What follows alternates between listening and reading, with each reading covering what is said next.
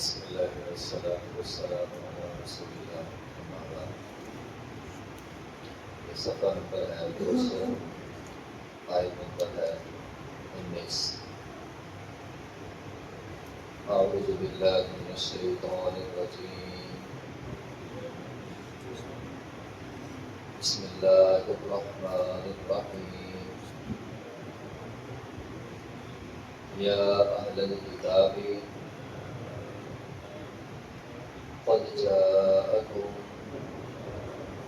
رسولنا يبين لكم على فترة من الرسل أن تقولوا ما جاءنا من بشير ولا نذير وقد جاءكم بشير ونذير والله على كل شيء قدير۔ یا اہل الکتاب، اے اہل کتاب، قد جاءکم، تحقیق آ چکا ہے تمہارے پاس، رسولنا، ہمارا رسول، یبین لکم، جو صاف صاف بیان کرے گا تمہارے لیے، علی فترۃ، ایک زمانے کے بعد، من الرسل، رسولوں کی آمد کی ایک زمانے کے بعد، ایک عرصے کے بعد ہم نے تمہاری طرف ایک رسول بھیجا۔ ان تقولوا، یہ کہ تم کہو، ما جاءنا، نہیں آیا ہمارے پاس بشیر ولا نذیر، نہ کوئی ڈرانے والا، نہ کوئی خوشخبری دینے والا، تاکہ تم یہ بات نہ کہہ سکو کہ ہمارے پاس تو کوئی بشیر اور نذیر نہیں آیا۔ فقد جاءکم بشیر و نذیر، تحقیق تمہارے پاس آ چکا ہے بشیر و نذیر، بشیر خوشخبری دینے والا، نذیر اور ڈرانے والا۔ واللہ، اور اللہ، علی کل شیء قدیر، ہر چیز پر قادر ہے۔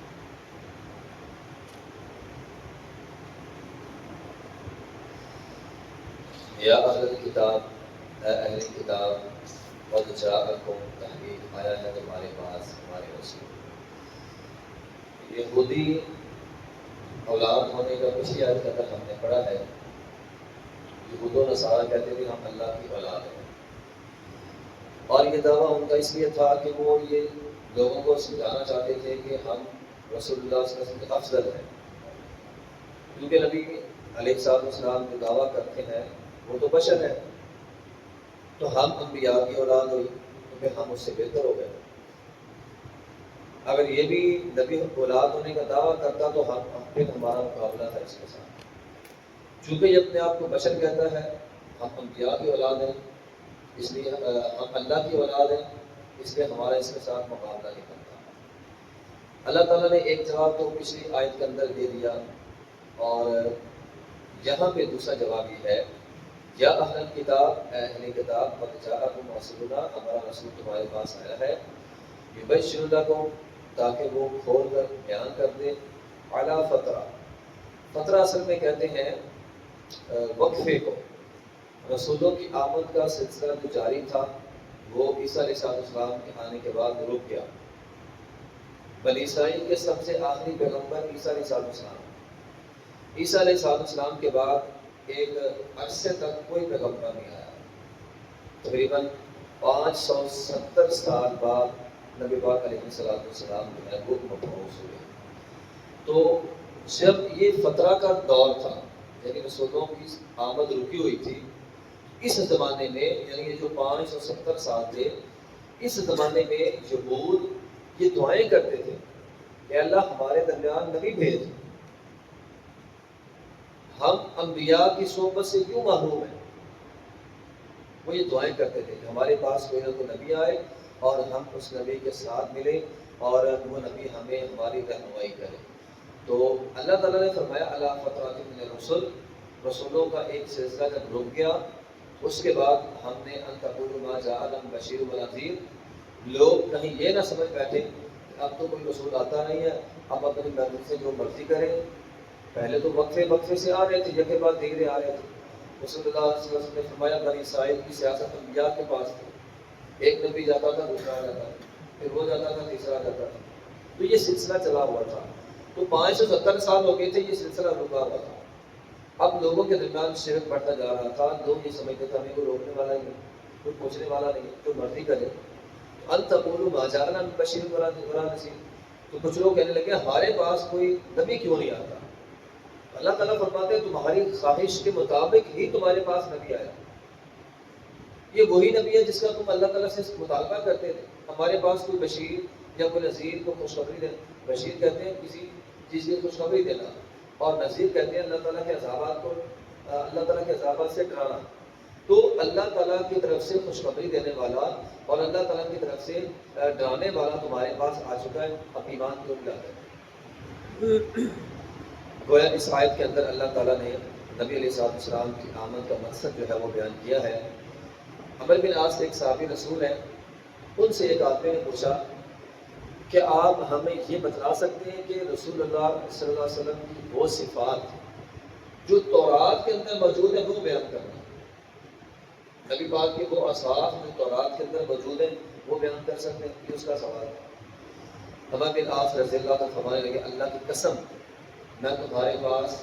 نبی علیہ السلام کے وہ اوصاف بیان کروں گا جو تورات کے اندر موجود ہے، جو اللہ نے نبی پاک کے اوصاف تورات میں بیان کیے ہیں میں وہ بیان کروں گا۔ تو پھر انہوں نے کہا مثلا اللہ تعالیٰ نے تورات میں لکھا ہے کہ میں ایک بشیر اور نذیر رسول بھیجوں گا، جو خوشخبری دینے والا ہوگا، جو ڈرانے والا ہوگا، وہ رسول جو ہے وہ آئے گا۔ اور ساتھ ہی مزید اوصاف بھی بیان کیے کہ نبی علیہ السلام کا یہ وصف تورات کے اندر موجود ہے کہ آپ امیوں کے نبی ہوں گے، آپ اللہ کے بندے ہوں گے، اللہ کے بندے، اللہ کے بیٹے نہیں، اللہ کے بندے ہوں گے، اللہ کے رسول ہوں گے، اور آپ بد اخلاق نہیں ہوں گے، آپ بازاروں میں اونچی اونچی شور کرنے والے نہیں ہوں گے، آپ برائی کا بدلہ برائی سے نہیں دیں گے، بلکہ اگر کوئی برا کرے گا آپ درگزر کریں گے اور آپ اس پر مہربانی کرنے والے ہوں گے۔ طائف نے پتھر مارے، آپ نے درگزر کیا، مہربانی کیا کی کہ ان کے لیے دعا کر دی، اللہم اہد قومی فانہم لا یعلمون۔ اگر کوئی آپ کے ساتھ زیادتی کرے گا، یہودی آیا اس نے گریبان پکڑا زور سے حتیٰ کہ آپ کا دم گھٹنے لگا، حتیٰ کہ وہ چادر کے نشان آپ کے گلے پر پڑ گئے، لیکن آپ علیہ السلام نے اسے بھی کچھ نہیں کہا۔ تو فرماتے ہیں کہ نبی علیہ السلام کے یہ اوصاف تورات کے اندر موجود تھے کہ آپ درگزر کرنے والے ہوں گے اور آپ مہربانی کرنے والے ہوں گے، اور آپ کو اللہ تعالیٰ، یہ تورات کے اندر بات لکھی ہوئی ہے کہ آپ علیہ السلام کو اللہ تعالیٰ اس وقت تک موت نہیں دے گا جب تک زمین والے لا الہ الا اللہ نہ پڑھ لیں، جب تک اپنے آپ کو ملت ابراہیمی پر کہنے والے، یعنی جو مشرکین مکہ تھے وہ کہتے تھے ہم ابراہیمی دین پر ہیں، تو جب تک جنہوں نے ابراہیمی دین کو بدل دیا وہ صحیح طور پر ابراہیمی دین پر نہیں آ جاتے تب تک آپ کو موت نہیں آئے گی۔ یہی وجہ ہے کہ جب فتح مکہ ہو گئی تھی اور سورہ نصر نازل ہوئی، اذا جاء نصر اللہ والفتح ورأیت الناس يدخلون فی دین اللہ افواجا، کہ فتح ہو جائے گی، لوگ فوری طور پر مسلمان ہو جائیں گے۔ اس صورت کو نازل ہونے کے بعد ابوبکر صدیق رضی اللہ عنہ رویا کرتے تھے، اور کسی پوچھنے والے نے پوچھا آپ روتے کیوں ہیں؟ کہا اس صورت میں نبی علیہ السلام کی وفات کی طرف اشارہ ہے کہ اب وہ لوگ جو اپنے آپ کو ملت ابراہیمی پر کہتے تھے انہوں نے دین کو بگاڑا ہوا تھا، اب انہوں نے صحیح دین قبول کر لیا۔ تو تورات کے اندر لکھا ہوا تھا اس وقت تک موت نہیں آئے گی جب تک یہ لوگ سیدھے نہ ہو جائیں۔ اب یہ لوگ سیدھے ہو گئے ہیں، لا الہ الا اللہ پڑھنے والے بن گئے، اب نبی علیہ السلام کی وفات کا وقت قریب ہے، اس لیے وہ صدیق رضی اللہ عنہ رویا کرتے تھے۔ تو تورات کے اندر لکھا ہے جب تک اندھی آنکھیں، بہرے کان اور غافل دل کھل نہ جائیں تب تک آپ کو موت نہیں آئے گی۔ تب یہ لوگ مسلمان ہو گئے، تب آپ علیہ السلام کی موت کا وقت قریب ہو گیا، اس لیے ابوبکر صدیق رضی اللہ عنہ سورہ نصر نازل ہونے کے بعد جو ہے وہ رویا کرتے تھے۔ اسی طرح ایک اور صحیح مسلم کے اندر حدیث موجود ہے، اس کے اندر مزید وضاحت جو ہے وہ موجود ہے۔ نبی علیہ السلام ایک دفعہ خطبہ ارشاد فرما رہے تھے اور آپ علیہ السلام نے فرمایا تھا اے لوگوں میں اللہ کا ایک بندہ ہوں اور دین حنیف پر، ابراہیم علیہ السلام کا دین ہے اس پر قائم ہوں، یہ بات یاد رکھو، شیطان لوگوں کو گمراہ کرے گا، شیطان لوگوں کو شرک کے اندر مبتلا کرے گا، شیطان لوگوں میں حلال و حرام کی تمیز کو ختم کر دے گا، لیکن میں لوگوں کو حلال و حرام کی تمیز بتلاؤں گا، میں لوگوں کو شرک سے دور کروں گا۔ اور پھر نبی علیہ السلام نے فرمایا، اللہ تعالیٰ نے زمین والوں کی طرف جھانکا، یہود و نصارہ میں سے چند لوگوں کے علاوہ اللہ سب پر ناراض تھا۔ یعنی یہ نبی علیہ السلام کی آمد سے پہلے کی بات ہے۔ چند لوگ صرف جو صحیح طور پر تورات کو ماننے والے تھے، جو صحیح طور پر انجیل کو ماننے والے تھے، باقی سارے مشرک۔ تو اللہ زمین والوں پہ ناراض ہوا، پھر اللہ تعالیٰ نے اپنا ایک رسول بھیجا، اپنا ایک پیغمبر بھیجا، اور اس پیغمبر نے آ کے لوگوں کو ہدایت دی، لوگوں کی طرف رہنمائی دی، اسلام کی طرف۔ اور پھر حدیث کے الفاظ ہیں،